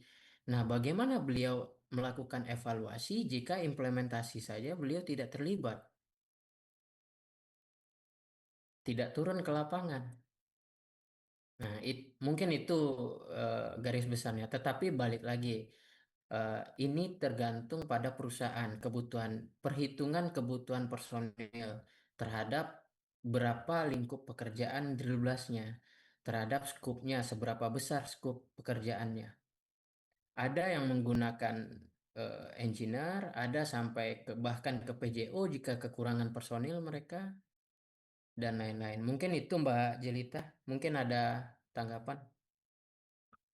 Oke, Pak. Terima kasih atas jawabannya. Berarti itu kembali lagi mengenai tentang kebutuhan perusahaan ya, Pak ya. Iya, Ya. tergantung siklon manpower-nya, tergantung kebutuhan. Tetapi yang bertanggung jawab itu adalah engineer. Oh, gitu. Baik, Pak. Terima kasih banyak Pak, sekalian saya izin live ya Pak. Saya besok harus jam 6 udah kerja. Saya izin Oh, live terlebih dahulu ya Mbak Pak, Delita rekan-rekan dan juga kerja di mana? sekalian. Saya di MNK BME Pak. Di site mana? Site saya di PPABIB. Oh, iya, iya, iya, iya. Ya, Oh, ya. iya, siap. Terima kasih Pak Hendra. Terima kasih rekan-rekan sekalian. Iya, Saya terima. izin live terlebih dahulu ya. Assalamualaikum.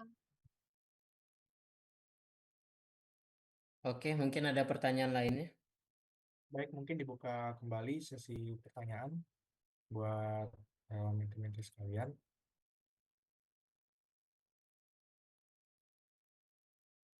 Hendra, mohon izin bertanya, Pak.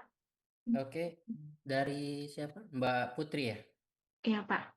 Oke. Pak, mau bicara mengenai ini sih, Pak, memulai karir. Jadi, sebagai seorang fresh graduate, lulusan baru yang tertarik berkarir di bidang drill and blast kan, Pak.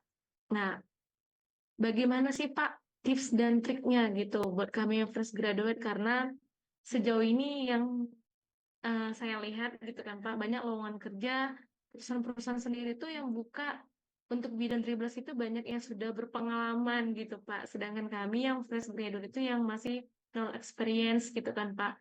Bagaimana sih Pak saran atau masukan gitu yang Bapak berikan kepada kami buat kami yang ingin memulai karir di bidang 13 gitu Pak? Oke, oke, Mbak Putri, saya jawab ya. Nah, bagaimana FGDP eh, agar bisa diterima sebagai drill blast engineer? Nah, itu pertanyaan bagus. Mungkin saya salah satu yang hoki, yang punya keberuntungan. Ya, Pak, mungkin saya bisa bahas ada. Jadi saya mempunyai sebuah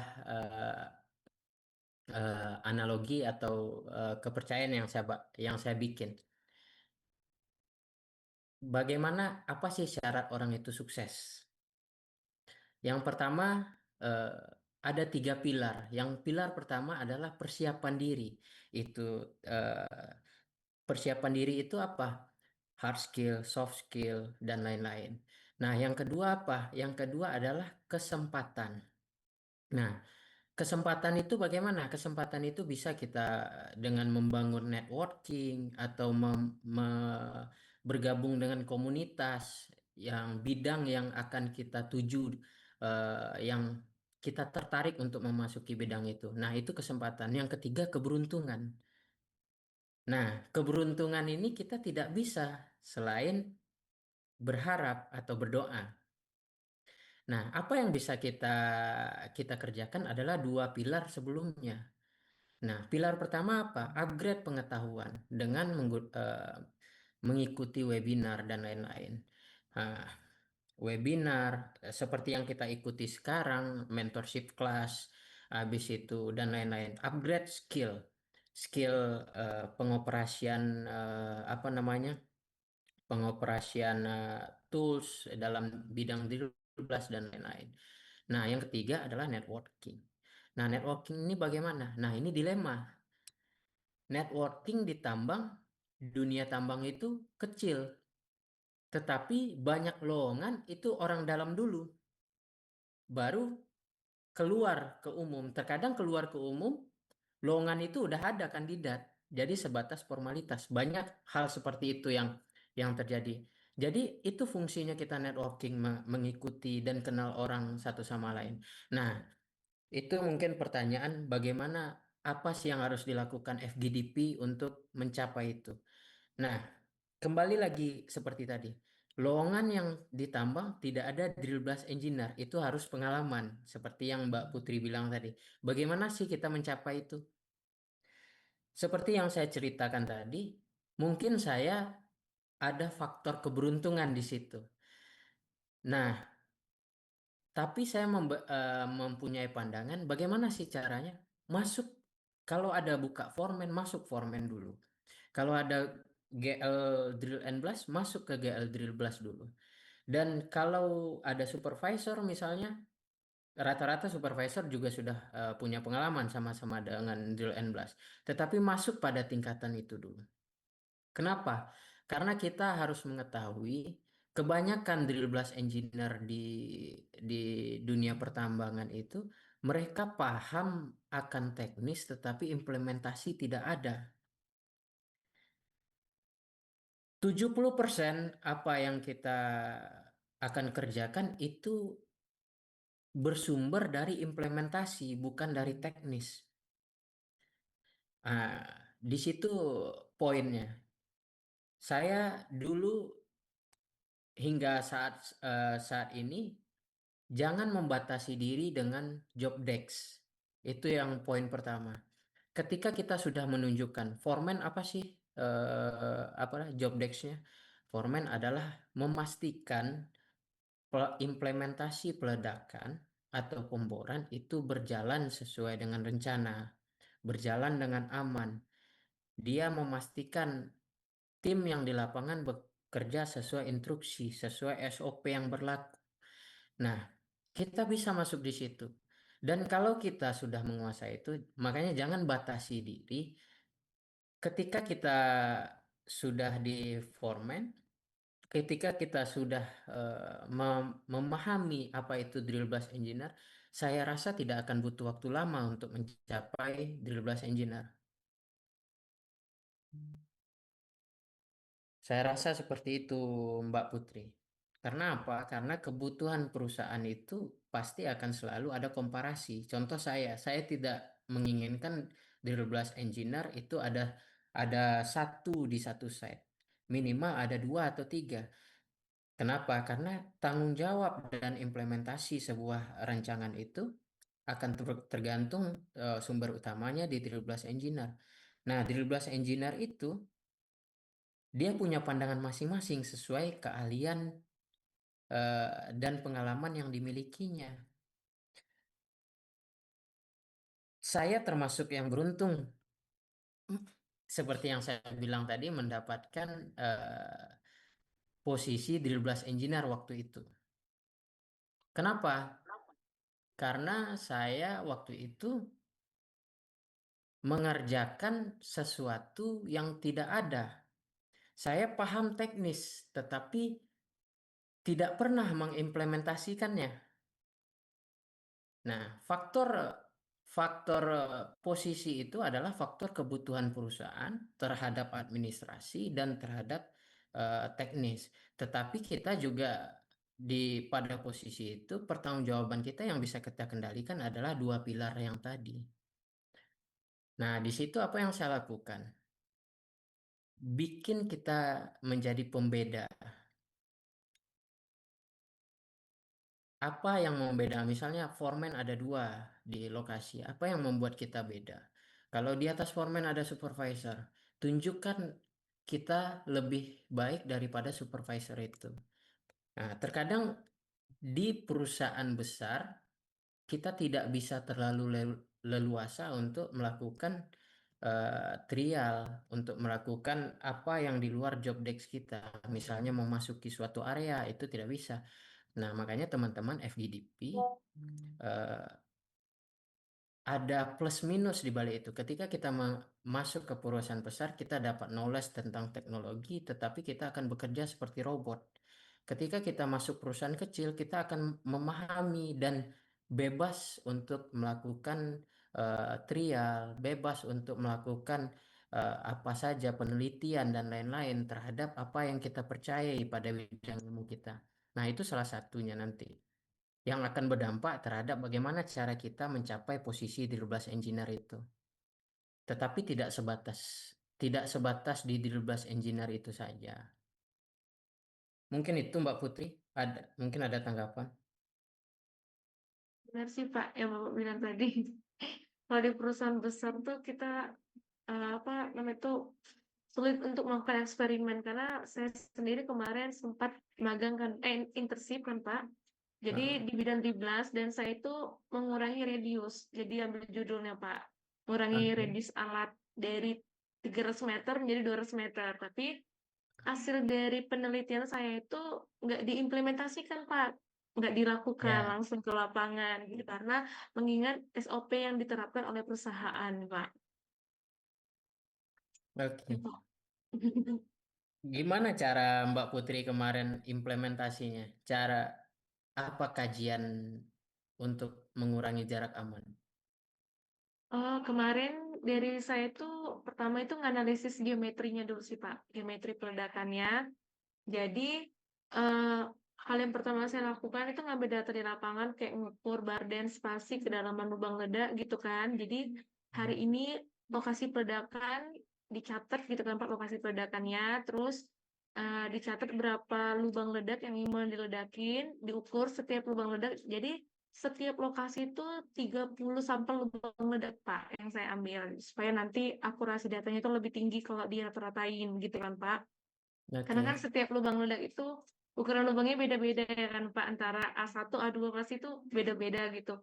Nah, 30 sampel dirata-ratain, kemudian ketika melakukan proses peledakan, nah saya tuh monitoring di situ, melakukan monitoring secara visual pakai mata, dibantu dengan drone gitu Pak. Jadi biar akurat gitu di mana firework jatuhnya yang paling jauh gitu Pak. Nanti diambil pakai GPS dan kemudian diplot tuh titik jatuhnya. Kemudian setelah diplot saya masukkan ke Manscape gitu kan Pak. Jadi nanti dapat jarak jatuh si firework terhadap lubang yang paling dekat gitu karena lubang paling dekat itu menunjukkan bahwa karena kita ngambil flare-nya paling jauh, maka yang lubang paling dekat gitu Pak yang kita ambil sebagai tolak ukurnya. Karena itu kita anggap lubang yang akan ekstrim menghasilkan flare terjauh gitu Pak.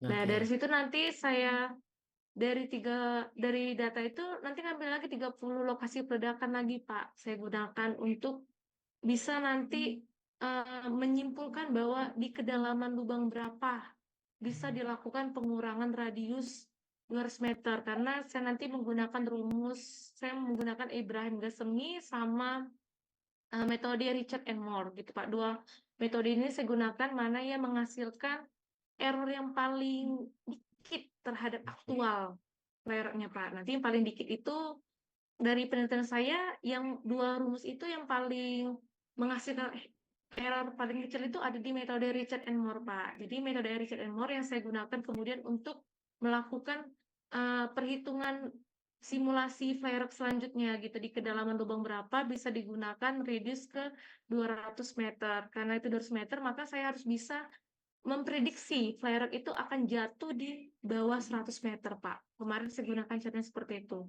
di penelitian saya. Jadi dapat kedalaman lubang sekian, menggunakan stemming sekian, dan menggunakan bahan produk sekian gitu, Pak. Bisa menggunakan penerapan radius 200 meter, Pak. ya, Kemarin itu itu sih, Pak. Anfo Gimana, apa Pak? emosi? Oh, kami emosi, Pak, kemarin. Di Emosi, tempat oke, penelitian saya, Pak. oke. Ya, kenapa tidak diterapkan? Nah, Saya pernah mengkaji jarak aman dari 300 menjadi 150 juga dulu dengan pendekatan SDOB. Nah, di situ kita kita melakukan penelitian 6 bulan sebelum kita mengajukan untuk kajian teknis pengurangan jarak ledak, eh, jarak aman peledakan itu. Nah, hasilnya diterima, tetapi ada satu hal mengganjal di pikiran saya dan saya waktu itu pernah nanya juga waktu di suatu forum. Yang jadi pertanyaan, apa sih metode yang baik selain dilihat visual, apa sih metode yang baik untuk kita memperhatikan jarak, mengukur jarak itu dan bagaimana memplotnya? Adalah dengan drone. Nah, itu jawaban yang saya terima waktu itu. Tetapi pertanyaan selanjutnya adalah berapa sih ukuran fragmentasi yang bisa dikatakan flare-up? kalau Karena kita sama-sama kalau tahu ya, Pak, kalau batu di kecil penelitian pun saya bisa. kemarin Ah, Kalau di ya. penelitian saya kemarin, saya ngambil sesuai dengan Ibrahim Gasemi. Jadi di teori Ibrahim Gasemi ya dikatakan flare itu Pak yang berukuran lebih besar sama dengan 10 cm. Kenapa seperti itu? Karena pada ukuran lebih besar sama dengan 10 cm itu yang lebih berpotensi untuk merusak alat kita jika nanti alat kita terkena oleh viral dan lebih membuat cedera pada manusia, Pak, ukuran tersebut. Jadi Oke. ukuran yang di bawah 10 cm diabaikan, Pak. Oke, insight baru ini saya dapat dari Mbak Putri. Iya, Pak, ada teorinya, Mungkin. Pak. Saya masukkan ke penelitian saya kemarin, Pak. Di Nah, bidang karena investment. saya waktu itu bertanya sama salah satu apa akademisi blasting, Pak Awang Suwandi. Nah, itu kita belum punya kajian. Jawaban beliau seperti itu, belum punya kajian. Karena yang saya temui di lapangan, kita pernah blasting jarak 50 dari alat, kebetulan alat breakdown, itu pecah kaca dengan hanya batu ukuran 3 cm. Karena energi yang dari peledakan itu ketika ada energi ke atas, ada energi ke secara horizontal, ada secara vertikal. Yes. Nah, ketika energi itu cenderung lebih vertikal daripada horizontal ke atas, bagaimana kita mengukurnya? Nah, itu akan jadi perdebatan dan diskusi panjang nanti. Oh iya benar, Pak. Oke, baik, Pak. Terima kasih, Pak, Oke, buat saran dan terima kasih masukannya. juga insight-nya. Ya, Pak. Mungkin dapat insight baru saya ini. Oke, ada lagi teman-teman?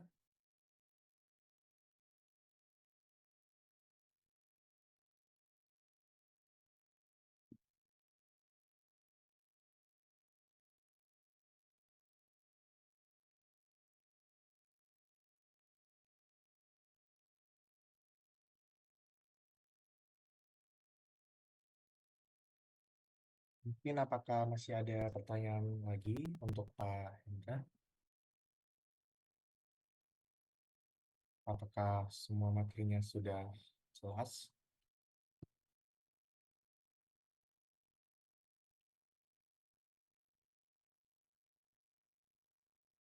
Oke, mungkin jika tidak ada lagi, mungkin sekian dari sesi diskusi dan pertanyaan pada malam hari ini. Mungkin untuk Pak Hendra sendiri, apakah ada tugas yang ingin diberikan kepada menti-menti sekalian? Oke, terima kasih Mas Tangi. Saya ada tugas dari saya untuk teman-teman. Yang pertama adalah update akun LinkedIn teman-teman sesuai dengan apa yang kita pelajari tadi, serta connect dan interaksi minimal 2 orang drill and blast engineer dengan melalui diskusi teknis pada kolom komentar boleh atau pesan pribadi boleh atau dan lain-lain. Yang penting kita interaksi, membangun koneksi di situ. Nah, yang ketiga adalah connect dengan satu human resource pada sebuah perusahaan pertambangan. Nah, mungkin itu. Mungkin itu Mas Tangi. Juga mungkin saya ingin menanyakan. Kebetulan besok saya ada urgent untuk site visit, di mana itu salah satu remote juga. Kemungkinan besar, tapi saya tidak tahu pasti. Kemungkinan besar di situ koneksinya akan tidak ada internet di lokasi itu. Kecuali wifi pun itu tidak tidak apa ya, tidak diperuntukkan untuk selain meeting dan komunikasi antar site. Yang saya dengar seperti itu. Jadi saya mungkin untuk pertemuan kedua, apakah tidak masalah kita ganti ke tanggal 10? Saya takutnya itu besok berangkat itu siang, malam sudah di sana, tetapi takutnya tidak ada sinyal. Jadi tanggal 10 kita untuk day 2-nya. Untuk day 3-nya mungkin opsinya bisa di tanggal 15 atau 13 kali ya. Nah, gimana menurut teman-teman atau Mas Tangi?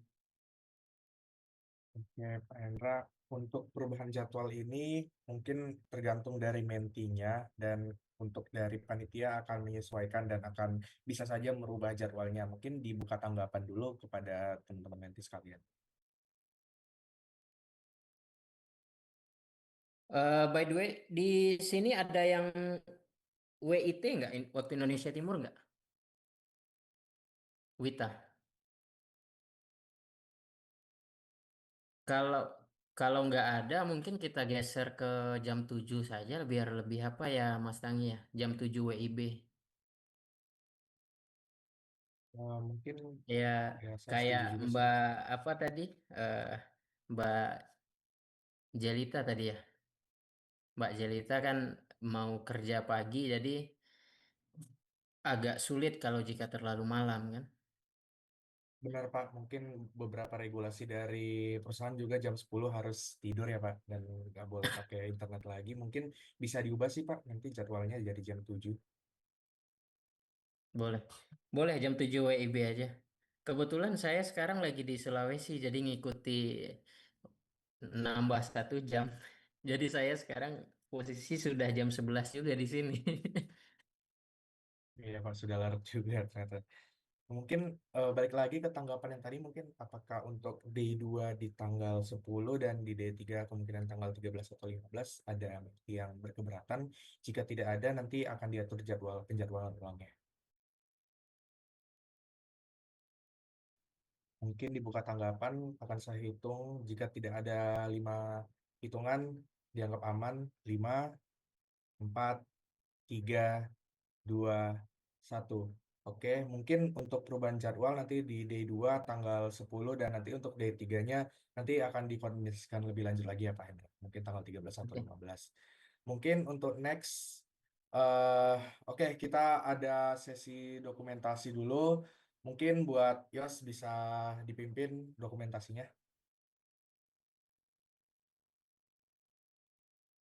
Ya, baik. Dalam hitungan ketiga, 1, 2, 3. Sekali lagi, 1, 2, 3. Oke, baik. Terima kasih.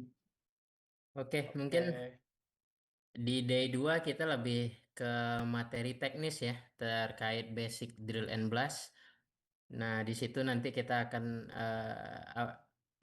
bahas tentang mulai dari apa itu bahan peledak, apa itu drill and blast, pengangkutan, peramuan bahan peledak, persiapan peledakan apa saja, peralatan, perlengkapan, pemeriksaan pasca peledakan, post blast, serta K3 peledakan. Mungkin di day 3 nanti kita akan mencoba software untuk peledakan, apa saja teknologi terbaru dalam peledakan, dan seperti janji saya tadi, mungkin kita akan bahas tentang LOX atau liquid oxygen explosive. Ya, itu adalah hal eh, alternatif peledakan terbaru saat ini. Mungkin teman-teman jika ada pertanyaan, kita lebih aktif besok ya, karena yang di day 2 itu sebenarnya materi 6 jam yang akan dijadikan 1 jam. Jadi mungkin di day 2 kita lebih nggak ada sesi Q&A aja, gimana Pak Tangi? Jadi Day 2 sambil berjalan sambil bertanya begitu. siap. Nanti bisa jadinya jadi sesi diskusi saja gitu Pak Iya, Hendra, sesi sambil diskusi. dijelaskan. Oke, mungkin bagi teman-teman menti bisa melakukan presensi ya untuk yang D1 ini, bisa di-scan atau dari link juga udah di apa diteraka di diberikan juga di komen di kolom komentar di chat. Oke, nanti akan diberikan juga di grup lain. Grup WA maksudnya. Lanjut. Oke, mungkin sekian untuk day 1 mentorship kita pada malam hari ini. Mungkin sedikit ingin meresume ya dari apa yang sudah kita lakukan di awal. Dari Pak Hendra sudah menjelaskan ya mengenai bidang pekerjaan di drill and blast, juga dijelaskan tips and trick gitu ya dalam mendaki gitu dalam jenjang pekerjaan di Drill and Blast. Kemudian dijelaskan mengenai LinkedIn, betapa pentingnya LinkedIn itu bagi kita, apalagi mahasiswa dan juga fresh graduate untuk menempuh karir. Mungkin sekian saja dari saya dan pesan saya untuk teman-teman menti agar semangat dalam menjalani mentorship ini. Masih ada 2 kelas lagi dan juga ada tugas. Pastinya di kemudian hari dituntut semangatnya gitu untuk menjalaninya. Dan juga terima kasih juga untuk Pak Hendra yang hari ini sudah menyempatkan waktu dalam mentorship class day pada hari ini. Oke, mungkin segitu saja untuk mentorship hari ini. Bisa dengan ini saya tutup mentorship hari ini, bisa di live. Terima kasih. Oke, terima kasih. Terima kasih Masih Pak Pak Hendra. Hendra. Terima Izin Pak live. Hendra. kasih Recording teman-teman. stopped.